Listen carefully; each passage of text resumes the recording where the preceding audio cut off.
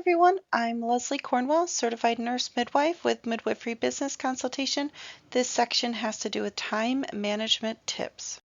Legal disclaimer we put at the beginning of all of our presentations. This information is for general and educational use only, not intended to substitute for professional, legal, or clinical advice. We strive to keep our information as accurate and timely as possible, but make no promises and guarantees it will work for your local unique situation.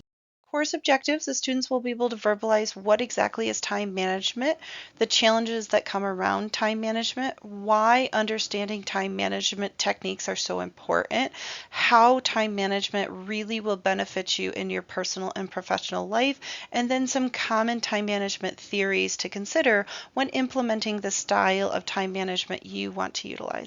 This topic is really important because time is our most valuable asset, and you want to improve efficiency, good quality, have more time at home, make more money in a short amount of time, impacting more people on a larger scale with the least amount of time, improving systems, operations, not having things fall through the cracks, good follow through. There's a lot of layers to time management that'll improve your quality, your reputation, your services, and getting you more time back. So let's go to the basics. What is time management?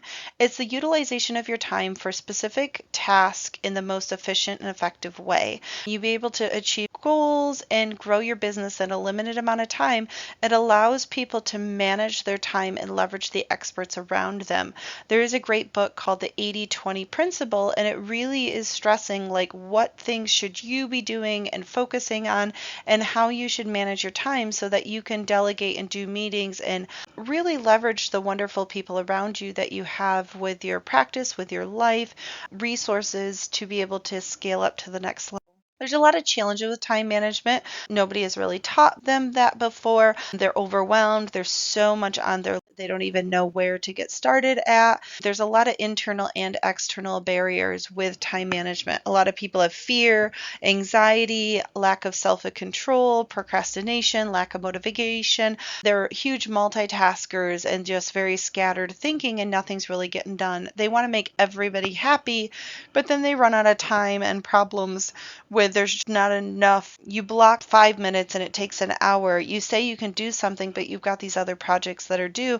Now you're sacrificing personal time, family time. You don't have good barriers and boundaries and time management of when to work on things that is the most efficient time versus checking your email scattered all day is very different than checking them first thing in the morning, a little bit at lunchtime, or having your personal assistant keep you updated on just the things you need to know, and then maybe one last time before the end of the day. If you're just scattered looking at things, more things are going to fall through the cracks because you can't fully focus on them. External things, your workloads, your job constraints, the lack of support you have around you, a lot of distractions. We're in a very high-paced, fast society, and you're trying to do more and more with less amount of time. So there's different time management techniques to consider. There's the Pareto analysis. It states that 80% of the consequences from 20% of the causes. And that's that 80-20 principle that I was referencing. You need to be focusing on the things that make the most sense for you to be doing, and then outsourcing and feeling confident with the team and the people you've outsourced to handle the other parts of your list of tasks. It's a really important skill. The Eisenhower matrix is a tool to help you prioritize what is urgent, what needs to be done first. You can make a list of everything you have to do and then put it what has to be done today, what can be done tomorrow, what can be done next week, what can be done in 3 months, 6 months, years from now. Take all your things on your task and what only can be done by you and what can be prioritized and delegated to other people. It will help greatly. Time management has a lot to do with time blocking. Make time for family time, make admin time, meetings, even if you're not blocking appropriately, a turnover opportunity for you to rest and go to the bathroom. If you just schedule meetings back to back, one meeting goes over, it has a ripple effect, and you're late for your other meetings, and then you don't even get a lunch break or to the bathroom, depending on how your schedule's set up. You could have the same challenge with doing visits with people, and you want to be able to be prompt and respectful and not overflow a half hour, 45 minutes because you didn't allot the right amount of time or you didn't allot time to do things at all. Getting things done, having a checklist, having different platforms to utilize to make sure you're getting things accomplished, and the things you should be doing. Not that you're just doing things that are on the list because they're more fun or you're avoiding certain things. You need to really look at what are highest priorities, what are big things, what are in front of people, patient safety, quality, customer service, what are projects you would like to eventually do, what needs to be done now, and then if you do get a little downtime, doing those other things that are urgent. The Pomodoro technique is breaking into 25-minute blocks to focus and then breaking it in a little subset. Timer, 5-minute integrals, giving yourself longer breaks throughout the day, having 4 interval day setups where you can just focus and concentrate and get certain things done you have on your task list. And it gives you that little opportunity to be able to have some breaks and get a little caught up on things. You'll actually be more involved in remembering things and more productive by actually not just going and getting tired and exhausted. There's amazing productivity apps out there. There's a lot of things to help you schedule, prioritize. There's so many tools with your team and project management and really being able to promote what you're doing with your time. You're going to do meetings in the beginning of the day. You're going to do your recordings and your things that really need the top part of your brain, your consulting work, your client visits. And then towards the end of the day, it's going to be less really needing your mental capacity to get the best product possible. So you need to prioritize what makes more sense to do at the beginning of the day versus the end of the day. There's different time management theories out there. There's the Parkinson's law. The amount of time work on a given task should come back to you in value and tenfold of you need to be appropriate in blocking in the right amount of time and the project realistic. The 70% rule has to do with conserving energy, having people more productive at a less intense pace. You're going to actually get more out of them than just rush, exhausted and stressed out. The Hofstadter law is a task that takes longer than estimated to do. People overestimate the benefits of a system and then they rush to get it out. They say the product is too important or they didn't value how much research and planning and risk reduction. They're so focused on just getting it taken care of. They aren't really accurately estimating how much importance there is to allotting the enough time for research and planning to be able to do the project. So you got to be careful based on the pressures that you have. The pickle jar theory is more of a visual metaphor to illustrate the fact that a person's day can be filled with a lot of small, unimportant things that could take away from important things. So it's people getting distracted. They think that they're accomplishing something, but they're not actually getting things done. They're busy doing things, but they're not actually accomplishing. There's different time management tips. So you want to be able to think of, don't improvise, to stick to a schedule.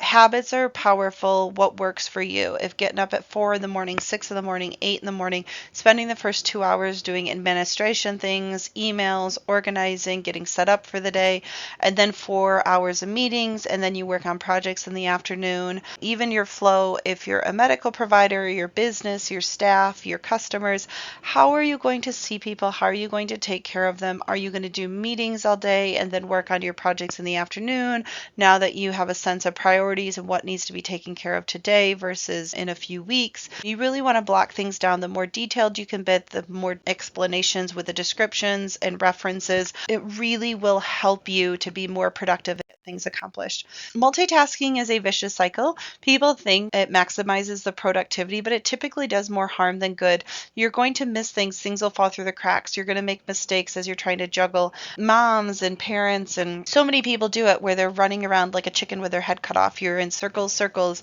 And if you're so overwhelmed, it happens all the time. You start an email and then you get distracted by another email and then you get distracted by social media. Like, it is very difficult with our technology age to stay focused. We get so much ADHD and really distracted easily that we don't even remember the original task we were working on.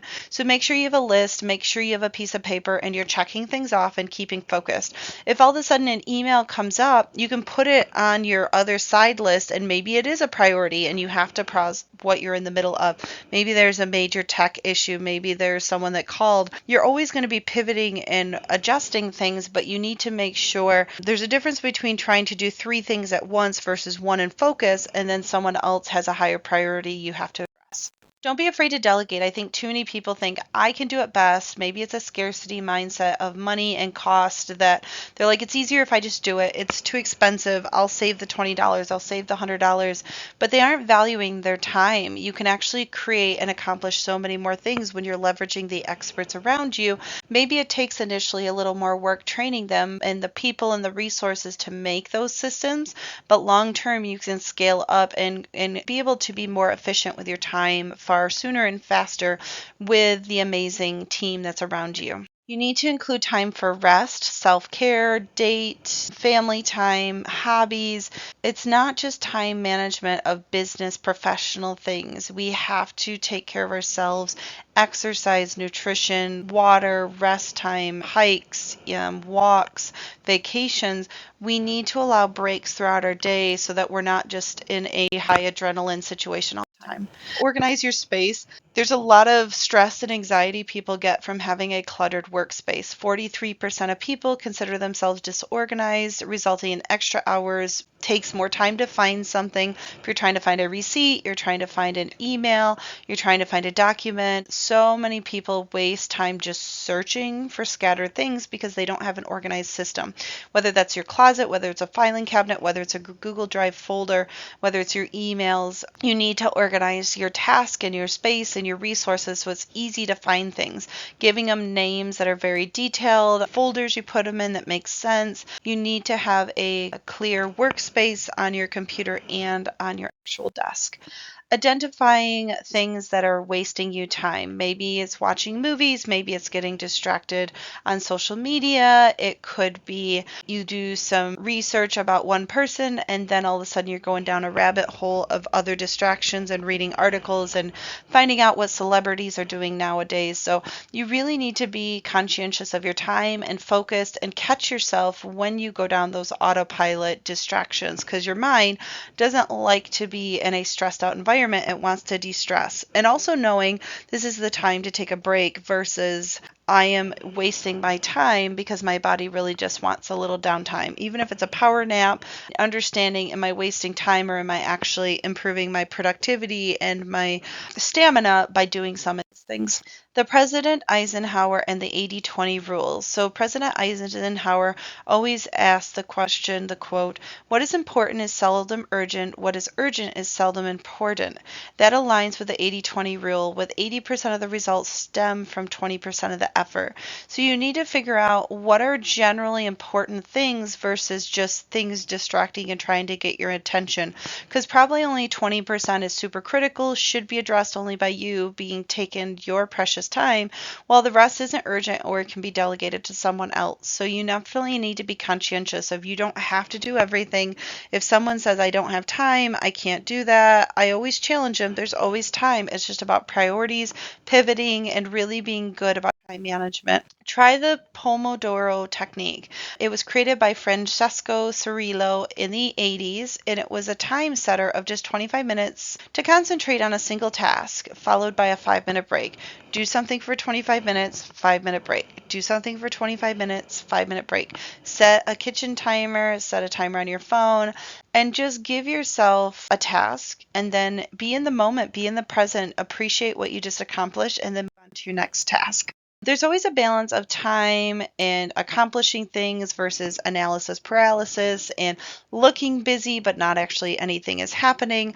I tend to be an action speaks louder than words person. I do enough meetings to plan and do risk reduction, but a good chunk of the time is action oriented. How do we solve problems? How do we fix systems? How do we get the right people surrounding us so that we can scale up and improve processes on a large level? And you have to be conscientious. You're only one person, and there sometimes people that really go down this rabbit hole of being highly productive, big dreams, their mind is really opened up.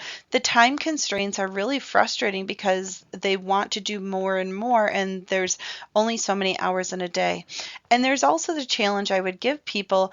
We all have the exact same amount of hours. People always wonder, how does that person so highly productive in one day while someone else doesn't really get much accomplished in the day, in their life? And it comes down to time management, priorities, and their work ethics. Automate, automate, automate. You really want to do as much as possible of automating follow-ups, reminders, delegations, alarms, task, being able to set yourself in a streamlined, simple way to do your task. If you have a meeting, putting in the description what you guys are going to talk about, an automated script to follow up with your consultant clients to summarize that your team puts together based on the recording. There's so many ways you can improve services, but it doesn't have to be you directly doing all of it. So think about how you care for people, how you manage, what type of business you run, and what is the best way you can improve time management systems so that you can really take higher quality but be able to get more accomplished. So, as a conclusion, effective time management is crucial for anyone business owners, parents, family, friends. It gives you more things in life with less amount of time, better health, better wealth. There's different internal and external factors that make it difficult. Your habits, your routines, the own glass ceiling effect, your environment, the stressors, the amount of responsibilities you have on your list if you're not good at delegating. Time management is commonly applied with projects and goal orientation, business planning, strategic planning. Being the most productive in a day with your own routine is so important to be able to get more and more done with less and less amount of work. So streamlining things, leveraging the amazing tools and resources out there, surrounding yourself by great people that are high achievers to be able to help to get all those amazing things accomplished with less and less efforts.